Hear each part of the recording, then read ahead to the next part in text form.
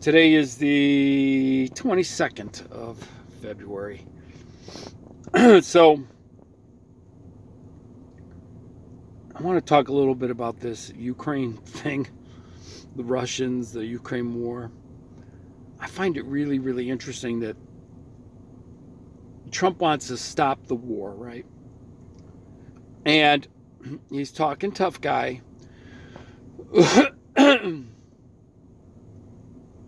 He doesn't want to bring Ukraine on into to the table, and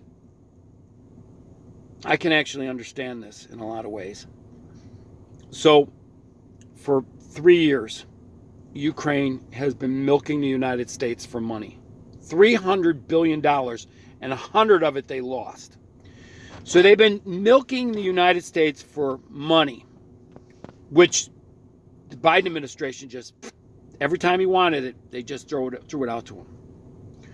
So a new sheriff is in town because we have an election. And Trump sees it the way I see it. And think about all the information he's privy to. I watch a lot of stuff on YouTube because I'm driving and I'm just listening to stuff instead of listening to the radio. And the pro-Ukraine stuff is everywhere, man. And it's on social media everywhere. I stand with Ukraine. I made a video about this before. And I'm not... I don't know much about geopolitics. I do know a little bit about history. I do know that region of the world was always Eastern Europe is the last two world wars started over there, right? I had somebody argue with me the other day at social media that it was not the same place. It's Eastern Europe. Eastern Europe is a hotbed for nonsense. It has been for the past 200 years. More than that. More than that. The Europeans have been messing around and fighting since recorded history. But here's the thing. Everybody praises Zelinski. Well, I don't praise Zelinski for nothing. Zelinski has persecuted the Eastern Orthodox Church because of its Russian roots. Okay? So he outlawed the Eastern Orthodox Church. He jailed priests. He hasn't held elections. So there hasn't been elections there since any of this stuff began. Nobody's allowed, no citizens there are allowed to own guns, and yet they keep getting more and more money for more and more weaponry here. It hasn't made a difference. And the truth be told, the Russians are experts at playing the long game when it comes to wars. They are experts at it. And I watched YouTube videos that constantly was saying that Ukraine is winning. They were never going to win. They are on the losing side of this battle. They are not going to win. And the Trump administration knows this. And Donald Trump is probably the only person I have ever heard say, I want them to stop dying on both sides. I don't want Russians dying. I don't want Ukrainians dying. That's a better man than me. And personally, and I don't care what anybody says, I like the Russians. I think the Russians are a tough, resilient, hardy people with a very long, rich culture and history. And the West has been vilifying the Russians for years. Now, under communism, I totally get it. But the Soviet Union fell in 91, 92. And the West has never embraced Russia back into the world community. It has kept, they have kept the Russians as eternal boogeymen.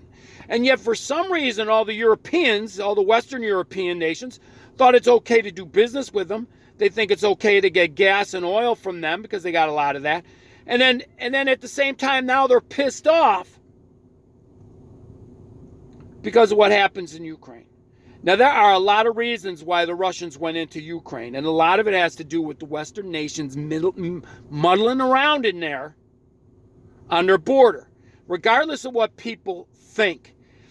And like I've said in many, many videos before, that some of the dumbest people I've met have been the most highly educated. It's like they wear this badge that they went to college and they received all these degrees and they're so intelligent. They're so much more smarter than some just puke on piss guy like me, which is a joke.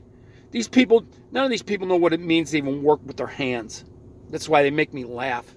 They're so educated. Get out of here. Your education means nothing. You die and turn to dust just like the rest of us. But truth be told, the Ukrainians have nothing really to bargain with here. And I wouldn't put him on Zelensky is a scumbag. He is a scumbag. If he really cared about his people, and people dying, he would have tried to settle this a long, long time ago. Trump is right about that. He had years to work out something with the Biden administration, but no, instead he just came here to get free checks. Has it done any good? Absolutely not. So we got people in Congress and we got people in the Senate who sit there going, you shouldn't do this. You have a Western European nations going, well, we're going to stand with Ukraine, but they haven't contributed anything. And you know what the funny thing about all of them is? All of them. Not a single one of them is willing to put their country's people, their soldiers, their young men on the borders and put them at war with the Russians. Because they know damn well that it'll start a whole nother world war just like it did the other two times. And the Russians were involved in the First World War. They were involved in the Second World War. And nobody's ever been able to take them over. Ever. And when the Russian people have that resolve, good luck. They freaking defeated Napoleon against all odds, and they defeated Hitler against all odds. I mean, Hitler, the Battle of Stalingrad slaughtered them, and it didn't stop them. And Russia's vastly underpopulated. But you're not going to stop these people. They have been in existence as a people and as a culture for thousands of years. Anybody watching the United States, I know that may sound strange to you, but thousands of years. They got a history that predates us by 2,000 years. And they are some of the toughest people on the planet because they have had to learn how to survive in some of the coldest regions of the world. Now, am I pro-Russian? I like the Russians. I think of all the cultures in Europe, they're the most homogenous. All of Western Europe has turned into a shithole. I mean, Western Europe is gone. There's really no France anymore. They're a homogeny, a bunch of nonsense because they let a whole bunch of North Africans in. It's destroying their culture. And it's already going on in the UK. Their culture's being destroyed. It's going on in Germany. It's being destroyed. But the Eastern Bloc nations, they're maintaining their cultures. And why shouldn't they? It's funny, the Japanese are allowed to maintain their culture. The Chinese are allowed to maintain their culture. The Thai are allowed to maintain their culture. The Filipinos are allowed to maintain their culture. All the Eastern Asian countries are allowed to maintain their culture. Korea, so on and so forth. But the Western nations? Oh no, we can't have that. The Germans can't have their German culture. The French can't have their French culture. No, they are ruined. Those countries are gone forever for what they did with the unbridled check of immigration. They have ruined their culture because the people they have let in are not going to assimilate. The Eastern European countries did not do that. They did not do that. And in the end, the West is going to fall. I mean, the writing is on the wall. Diversity is not strength. Hear my words. Diversity is not strength. Diversity in nature works because everything has its place. Diversity in nature works because because creatures stay in their lane. Every living creature stays in its lane, but human beings don't stay in their lane. And they bring their belief system and their cultures with them. When they're not willing to leave their old culture and their old stuff behind, and they go to a new one, and they bring all that nonsense with them, they change and mess up that culture. The Germans are sunk. The French are sunk. The English are sunk. They're all gone. I'd say even the Irish, the Scottish, they're all screwed. This is going to happen it's happening in Australia, New Zealand. They're all going to be screwed. In this country, the United States of America, if it doesn't watch its ass, whatever kind of crazy culture call we have, we're going to lose it too. And I'm hoping that ain't going to happen. But just to get back on track, the Eastern, Russia and the Ukrainians don't have a lot of differences between them. They were all part of the same system for thousands of years. The borders just change from time to time.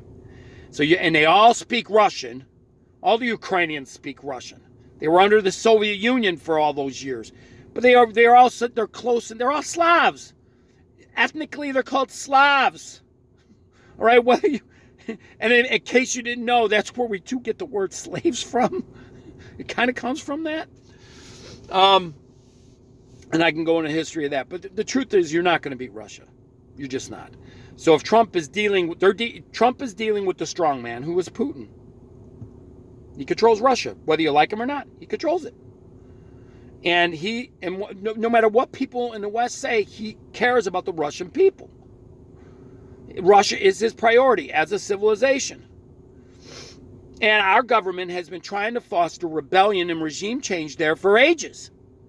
And all that nonsense that happens in Ukraine, because every time they've elected somebody that's pro-Russian, the United States, under the guise of some U.S. aids and all that stuff, they subvert that and have regime change for a more friendly leadership towards the West. They've done this for ages. They did it in 2014. They did, or was it 2004? But they've done it before. This is nothing unusual. The United States has been playing this regime change game for ages.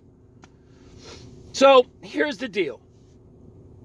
Russia's already won. They could have taken more if they wanted. Don't think for 5 minutes that the Ukrainians were holding them back. And I'm going to tell you this too, but they probably aren't saying anything about it. But you know damn well the United States had special forces in there, not probably just doing missions, but also training. And it's all undercover because they don't want the Russians in there. And one of the reasons the Russians went in there is because we've been meddling around in there for the past, since 1991. So what is that, 40 years? It's just, 30 years, whatever. All I know, it's not like I like Donald Trump. I've said it a million times because he makes me laugh. Because he would do stuff just the way I would do it. And I would call some of these people out just the way he does it. And I've been sick and tired of my whole life watching politicians dance around an issue and refuse to just say what it is. I think most Americans, that's why Donald Trump is so popular, because he just kind of talks like the rest of us. Screw these rest of these guys. But Zelinski's a scumbag. I'm sorry. Zelensky is a scumbag. I'm sorry, people, he is. Look at the facts regarding this guy. Look at the stuff he's done. And there isn't even an American journalist who was over there and wrote some stuff that wasn't flattering about him or Biden. They put him in jail and they killed him. But it's funny how that's not talked about. That's not talked about. So Zelensky's a scumbag, and he deserves what he gets. And I hope Trump railroads him into submission. Till next time.